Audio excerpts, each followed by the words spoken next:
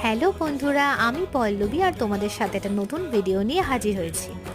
সেদিন আমরা সবাই মিলে বড় কাচারির উদ্দেশ্যে গিয়েছিলাম।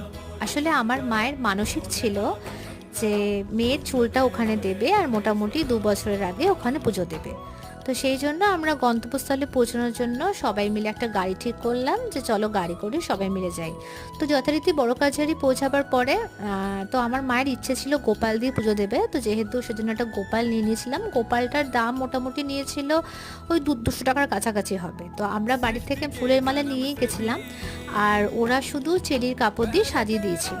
চেলির কাপড় একটা গামছা ছিল সঙ্গে, আর বড় কাছারি বাবার জন্য ধুতিটা আমরা বাড়ি থেকে কিনে নিয়েছিলাম, আর যাবতীয় সমস্ত কিছু ডালা কিন্তু আমরা ওখান থেকেই কিনেছি।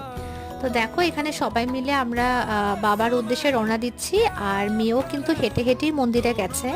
ও কিন্তু কোলে যায়নি, ও সবার সাথে মিলেমিশে যেতে খুব ভালোবাসে।